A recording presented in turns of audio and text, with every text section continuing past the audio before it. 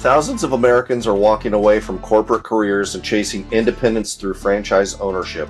In this episode of the Investor Financing Podcast, I'm going to speak with funding expert Beau Eckstein to uncover what's driving this massive shift and why lean AI-powered service-based franchise models are exploding in 2025 and beyond. Hi, Beau. How's it going? Doing awesome. All right, you talk to aspiring franchise owners every day. What's going on out there? Why are so many professionals leaving high-paying W-2 jobs and getting into franchising? I think it's a lot to do with social media. First of all, I mean, it's like ingrained in people's heads that there's a better way now that to escape the golden handcuffs of corporate. And I think people want to do their own thing. I think they don't want to be in a cubicle their whole life. They want to build their own legacy. And I think with social media, people are seeing that other people are bootstrapping businesses, investing in franchises, doing business acquisitions, because now people are on YouTube like myself talking about using SBA financing. You really don't need hundreds of thousands of dollars to get into a business. We can leverage it with SBA and being creative on the financing. So I think that's opened up the doors to lots and lots of people saying, you know what, let's look into this and let's do this. So is this just a side hustle movement, or are these people really looking to replace their careers entirely? Or is it kind of a mix of both? It's definitely a mix of both. I personally think that a lot of people get scared. They love the idea of quitting the job, but they can't, bear that steady paycheck. Where then there's a certain percentage that say, look, I've got a little bit of reserves. Let's go all in. And then there's the side hustle group that says, hey, let's get into a gateway business. And that's where we do a lot of vending business. We do a lot of businesses that can run alongside a W-2 employee because it's a very simplistic business model. You might have one employee working for you or one gig worker working for you. So there's something for everybody. My whole concept is you got to do something. You need to own a side hustle. You need to own a business. You need to start something from scratch, but do something alongside the W-2 if that's what you need to do. Because there's too many advantages to own a business than for you to spend the rest of your life working in corporate. We've heard a lot about low-cost, asset-light franchises. Why are those models getting so much traction right now?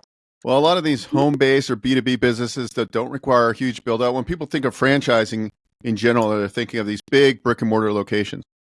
A lot of the business models we have are home-based business models with very low startup costs, low overhead, and have really big scale potential. So I think once people understand that you can get into a franchise all in at 100, 200,000 and put in as little as 10% of the total project cost with SBA financing. So we're getting people in with $10,000 out of pocket, right? So you don't need hundreds of thousands. So that's why these home-based business models really make sense. And it doesn't mean that these businesses can't produce seven figures in top line. They're business models that you could be all in for 150,000 that can build up to seven-figure top-line business. So the sky's the limit, lots of opportunities, and a franchise makes a lot of sense because you're investing into a system with processes, marketing, and infrastructure and support. What are some examples of these lean service-based franchises that are performing well in 2025? Well, there's a lot that perform well. And let me just coin this by saying, look, there's always a top percentage of franchise owners and a bottom quartile. So depending on where you're going to fit in as the owner and operator of this business, that's going to dictate your ultimate success or not success in this franchise model. We're seeing a lot of success in recession-resilient businesses that people need, right? The need, commercial painting. People still need their properties painted for they're deteriorating. They still need that kind of stuff. In janitorial cleaning businesses, there's so many. HVAC obviously is recession resilient. Plumbing companies, drain cleaning companies, dryer vent cleaning, air duct cleaning businesses. The list goes on and on. But a business that has to be done that's going to weather the storm. Obviously, even pet businesses, people need pet care. They need when they go on business trips or travel. They need somebody to take care of their pet, multi-billion-dollar industry in the pet industry. So a lot of these businesses, regardless of what the economy is going to do, people are still going to spend money in these services. And a lot of people are working from home now, which obviously more wear and tear in the house. People are furnishing their houses. They're not moving because rates have gone up. So there's a lot of reasons why home service and B2B is here to stay. And generally, those business models are starting with 2 technicians and a truck and no brick and mortar location. Some of the models you might need a small warehouse, like a storage facility. So those business models are very low startup, financeable. We can finance up to 90% of the total cost to get into that business. AI seems to be touching every industry nowadays. How are smart franchise brands using AI to give their owners a competitive edge? Well, I think using AI in lead generation is just one example. You can have AI callers. It's actually an AI caller that sounds like a human being making calls, scheduling appointments. When people call in, it could be an appointment schedule. That's an AI caller, AI person, right? So just imagine this: you call in to set an appointment. You don't even realize you're talking to AI. They're going, okay, what time works for you? 5 or 6. We'll have a technician. That's an AI agent answering the phone and scheduling appointments. So you're having less staff, which is going to lower your payroll costs, and you can be a lot leaner. So instead of having 2 or 3 admins working for you, you might only need 1. So you're really saving costs, and then you're more efficient because this AI is working for you 24/7. Somebody's typing a message on your website. It's AI bot responding back. AI is a huge disruption in the space, and I think the home service and B2B businesses that adopt these marketing strategies and these automations coupled with AI technologies will win the game, at least for the next couple of years, when people are still in the old school way of answering a phone and they're not answering it all the time because they're fixing a toilet or whatever it is. So I think today we're in an instant gratification era. So what do? We go online, we read reviews. Okay, they got a 4.8. Okay, they have 150 reviews. Perfect. Boom. Reach out. First one to answer wins the game. Let's talk about the shift in mindset. Why are more first-time franchise buyers jumping straight into multi-unit deals and building like CEOs? Well, yeah. When you look at a franchise, a territory, there's certain unit economics. So if you own a flooring company in one territory that serves 200,000 people, you know within reason that it's going to be able to potentially at maturity do X amount in revenue, which means it's going to be X amount in net margin. So if you're trying to replace a $200,000 or $300,000 job, depending on what franchise you're looking at, you understand, hey, well, one territory is probably going to yield me 100. I really need 2 territories to get me on track to being able to replace my job or my income. So we look at it all from a unit economic standpoint. And if you start breaking down that, then you break it down. Okay, one van can do X amount of service calls per day. Average ticket for each service call is X. That means, over the year, it's going to be able to do a top line, this gross revenue of X. Here's the cost for that van. Boom. You're now saying, wow, this one van can generate me $100,000. So if I have 5 vans out there or 5 trucks out there, I can potentially make 500,000. You have to start breaking down and really understand the business model. That's where I think you can do the most diligence as you really break down the unit economics of the actual business model. Let's switch gears a little bit. What's happening in the health and wellness space? Why are we seeing such massive growth there?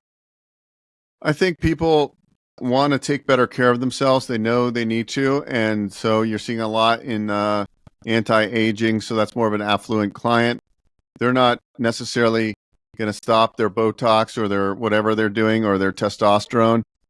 So we're seeing an influx of that. I think now for men, testosterone is mainstream. So, it's more common for people to test the testosterone level and say, hey, I'm not optimized right now. I have 225, whatever it's considered. My T level's low. So why not be optimized? And they're making it efficient. So franchises like Game Day, you go in, you do your blood work, boom, they optimize you and say, okay, this is what you should be on. And you start going there on a recurring basis, because once you're on testosterone, you're not supposed to get off, right? And so then they bolt on other services. So those types of business models are actually very sticky, meaning they're not going anywhere. Once you're on testosterone and you're a guy and you're feeling like you're in your 20s again, are you going to get off of testosterone? Probably not. Same thing with a lot of the other medical types of treatment, the weight loss and the Botox. So I think no matter what the economy does, those type of people are usually people that can afford it. And I believe they would still continue to pay for that because that's one of the critical things is looking and feeling good. So I don't think even in a tighter market that those will be hit too hard, because that's generally, one of the things that people really care about is their health and fitness. And that's more of kind of the upper middle class or the affluent market that's paying for those services. Those types of people usually don't feel it as much in the piggy bank as much as kind of like low income wage earners during like recessionary times. So will it get pinched a little bit? Of course, everything will, but I do think those business models that have the right demographic in the right areas will do fine in any type of economy. What's a franchise flip, and how are people using this model to build wealth? A franchise flip, and I think meaning, and I need to clarify that a little bit, but I think that question, and I might be wrong, but is, can you go into a franchise? So one strategy is that sometimes people get into the franchise world and they're not good operators and they have to do an asset sale, meaning they basically need to get out. So I think there's people that get into those businesses when they're not run correctly and they know how to operate these business models, and they'll go on and basically buy it at pennies on the dollar and they'll turn it around and then sell it when they get the revenues up. So I think because owning a business is sexy, a lot of people will get into it, but it doesn't necessarily mean they're the right fit for that particular franchise. That's why we do the business assessment and all these other things. But of course, in any type of market, people always get into something that they probably wasn't a good fit, or something happens with their lifestyle, they get sick, and now there's an opportunity for a resale.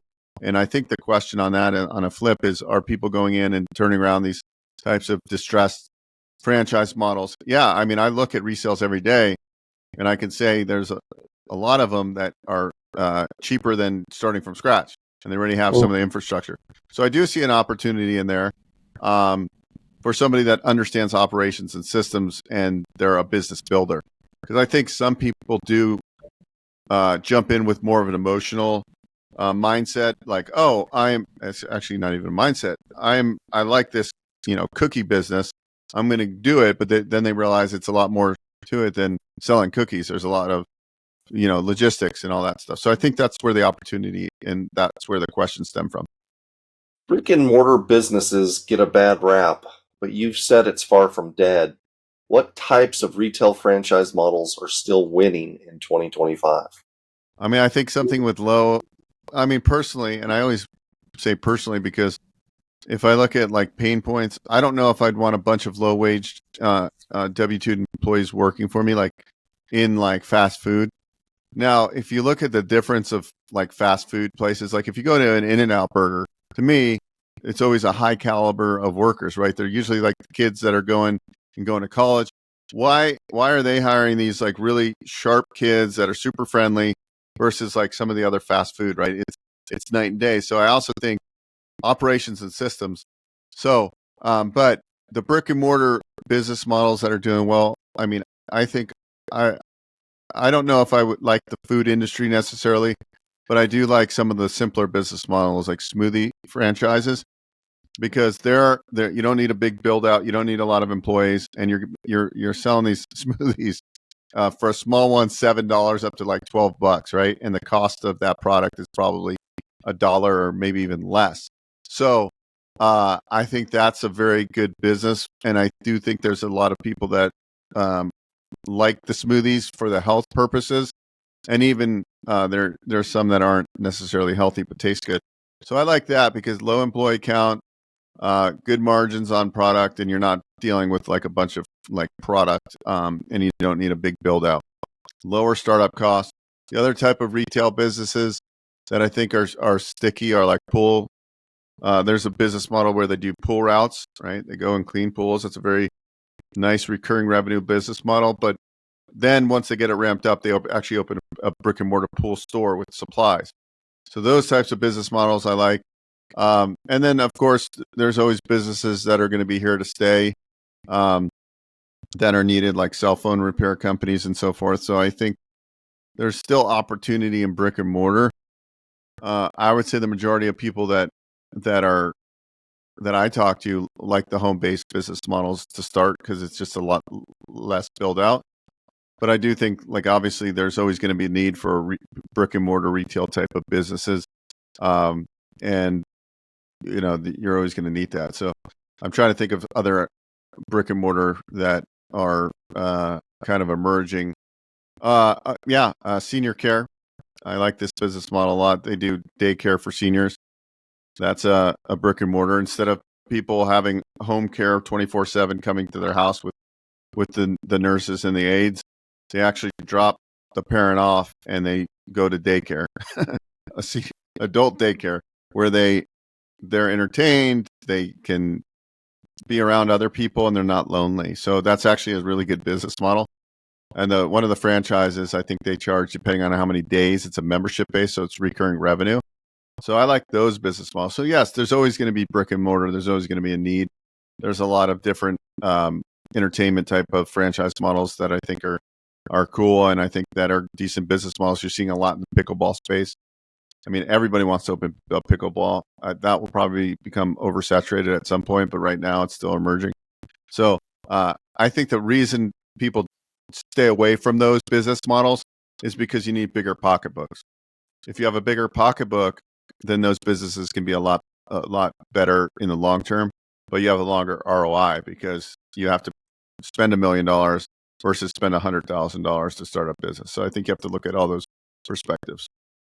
You briefly mentioned resales a few minutes ago. How are savvy buyers using existing franchise units to shortcut the startup grind? So yeah, if you find a resale, one, it could be a turnaround. We talked about flipping, but you can also find some good values. And then let's face it, there's a lot of people that are getting to retirement age, and if their children don't want the business, then they have to do something with it, and that is sell the business. So lots of opportunity there. As long as you're pricing it right, then you're going to sell it. And for SBA purposes, we need 3 years of the seller's tax returns, year-to-date profit and loss, and a balance sheet. If it cash flows and can support the loan, we can finance 90% for the new buyer. Buyer moves in, pays a little bit of a premium. They pay a multiple of earnings of some capacity. There's actually like a Kelley Blue Book of business transactions, so you can see what type of multiple these businesses sell for. So for somebody that is looking to step into more of an immediate thing and potentially cash flow day one, a resale would make sense. Where the problem is it's not as easy to find those unicorns. Franchising seems to be leveling the playing field. How are women, veterans, and minority entrepreneurs shaping this new era of ownership? 1 out of 7 franchises are owned by military professionals, right? Wow. So 1 out of 7. So that's a significant number. Why is that? Because usually they're extremely disciplined. Usually they can follow game plans, and they're very system oriented. So they do very well, and they seem to resonate very well. Instead of when they come into civilian life, it's like, hey, do I go get a job or actually start my own business? So that's why 1 of 7 are franchise owners. Look, the playing field's open. There's a lot of opportunities for if you get certified by SBA for being a minority-owned business. You can win government contracts and things like that. So look, the playing field's open for everybody, and I want to help everybody own a business. So whatever, race or nationality or lady or male or whoever, SBA financing is prime. But yeah, I think there's definitely opportunity for anybody out there to get into business, and you don't need to have any background in that particular franchise. We have tons of people getting into tech, like plumbing companies, HVAC companies, have no experience in the industry, because if they're teachable and coachable, they can be successful in any of these business models. That's why you invest in a franchise.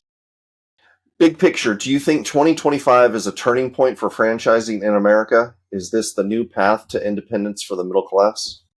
Yes, I believe franchising is a great opportunity. Is it the end all be all? No. But besides franchising, there's also companies that license their technologies, their platforms. Similar to a franchise, there's also business opportunities. So if you're not an idea person or you've been looking for a business to do an acquisition and you're like, I can't find anything, I believe a franchise could be a great fit. And I always tell people to go down this route. Look at business acquisitions, look at franchises, look at non-franchise. Look at a lot of things. Build out, define your criteria of what a good business would be for you. Having employees, not having employees. Brick-and-mortar location, non-brick-and-mortar location. Large territories, smaller territories, own multiple territories. Is there any other businesses once you get this up that you can vertically integrate? Like I own a drywall company and I own a painting company. What are your goals? What is your investable capital? And that's when we really can define. I spent 30 minutes with a call and the guy, it's like, I want to do this. I want to look, we have a process to take you through so we can help you get some clarity on what type of business would be a good model. And really you got to go. I don't think you should go test ride one car when you're going to buy a vehicle, right? You want to go test ride a couple. So I was looking at SUVs. I test rode the Tahoe, the Expedition, the Lincoln Navigator, the Cherokee. Then I could make somewhat of an educated decision. And you need to do the same thing with businesses. You really have to understand, and you have to make sure you're doing all of your homework by calling other franchise owners in the system, really understanding the FDD, understanding all the 23 items in an FDD. What's the retention rate? Is there any litigation? What other franchises or businesses do these owners own? And then you can make an informed decision. And that might take you 2 or 3 months, but that's part of the process. That's why you work with our team, because we don't charge you a fee to work with us. We get paid a referral fee if you successfully invest in one of our franchise or business models. So are we incentivized to get you into a business? Of course. But I know, and I tell this to all the candidates I work with, look, it really comes down to a numbers game. I'm going to do what I can. As long as you're committed to the process, I'll do what I can to help find a good business fit for you. But at the end of the day, you're making a decision. I'm just guiding you along the way. And hopefully we find you something. But the worst case scenario is that you learn a lot about entrepreneurship, business ownership, franchising, financing, and then you'll at least have a good idea of a franchise, or perhaps doing a mom and pop business acquisition makes more sense for you. But that's really what you need to do to get to the finish line at some point in the next few months. Great. This is the kind of insight that cuts through the noise. If you're watching or listening and you felt stuck in the corporate world, or you're looking for a smarter way to build wealth, go connect with Beau at bookwithbeau.com. You'll get expert guidance on choosing the right franchise, funding it with an SBA loan, and building it the right way from day one. Thanks for joining us, and we'll catch you next time on the Investor Financing Podcast. Thank you. Hi, this is Beau Eckstein, host of the Investor Financing Podcast. Are you a real estate investor with properties and you're trying to figure out how to refinance or grow your existing real estate business? Need some clarity and a game plan for moving forward? I'm offering a free strategy call where we dive deep on your real estate investing goals. I'll help you come up with a strategic finance plan that will help you get to where you want to go. Whether you've got a portfolio of 30 properties or you're starting out with your first property, I have a framework that has helped many investors grow. If you're interested, book a call below in the Calendly link. Hey guys, Beau Eckstein here. If you enjoyed what you saw, please subscribe to this channel. We talk all things financing. I've been in the lending industry for over 20 years, and I'm happy to answer your questions and provide great content.